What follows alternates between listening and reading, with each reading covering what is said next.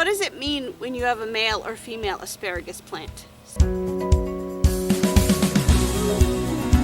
Hi guys, it's Lori from HomeRight.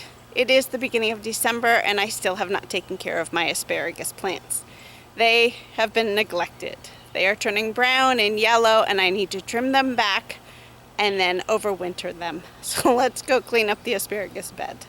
So before we get into trimming the asparagus, let me recap the asparagus. These seeds were started on February 14th. We put 2 seeds in each pot. The pots are 2x2 rose pots. And we used 70% compost and 30% sand. So today is March 2nd, and taking a look at the asparagus, it looks like we've had some pretty good germination. There's a few that are just starting to pop up, but all in all, pretty good germination so far. We kept these indoors under grow lights until about the end of April, beginning of May, where we transplanted these outdoors. So it'll probably take about 3 years. We might be able to pull a little bit next year, but this year it's just to let the ferns grow. And then we added some more in another location. Let me show you that. This is actually the back side of our garden. It's actually outside the fence area. We decided to put a couple of old planter boxes out here. We cut the bottoms of the planter boxes, dug them about halfway down.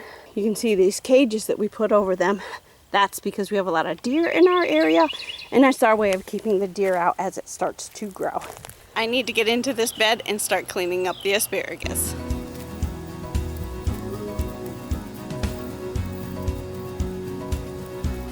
So while I am out here, I am checking the asparagus to make sure I don't have any female plants. A female plant will actually create a red berry. First it's green and then it will eventually turn red. But I'm going to check all the plants while I'm out here.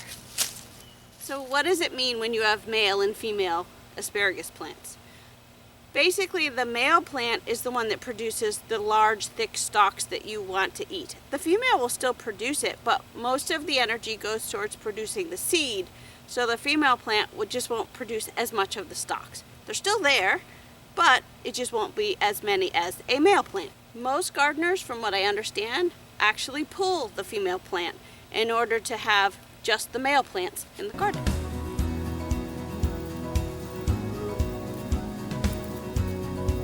You're not supposed to harvest any of the asparagus because you want them to fern for the first year, so they're kind of working on growing and developing.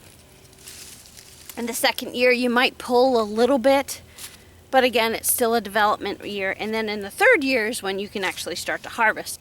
One of the reasons why we wanted to plant asparagus, because it's one of those plants you plant once and it continues to grow for 20 plus years. It can get invasive, so you do have to be careful where you plant it in the garden, and you have to take care of it. I can't say we were great at taking care of it this year because it was our first year.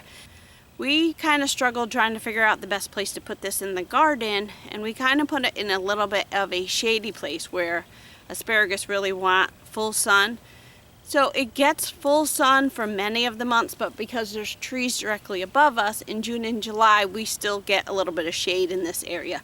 So I think we're okay with the timing of that, because at that point you're not harvesting the asparagus anymore. Asparagus is more in the springtime, so at that point we want them to be turning into these ferns. So we're thinking we picked the right spot for these asparagus. But check this out. I am actually still getting new growth. This is a new asparagus that's growing here. We may have spaced these a little bit tighter than expected.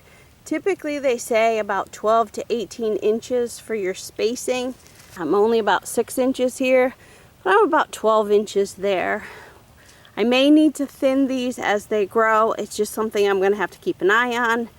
Here's the other spot where we actually have our asparagus. I'm going to do the same here and trim these back.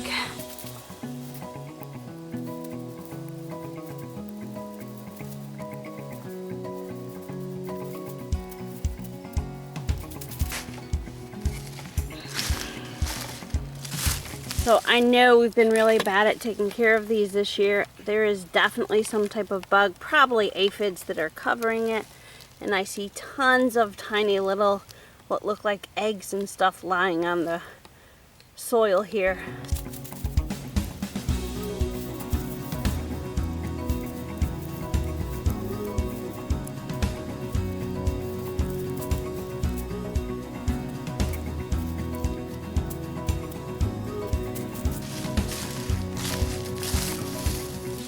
This bed wasn't as bad, but there are still some eggs and aphids in there. I did not find any female plants. So the next thing I need to do is just come in here with a little bit of that leaf mulch and cover them to make sure they're overwintered. There we go, guys. We're all done. All this asparagus has been trimmed and they've been overwintered. Let me know down in the comments if you guys have some tips on growing asparagus. Thanks so much for watching. We'll see you on the next video.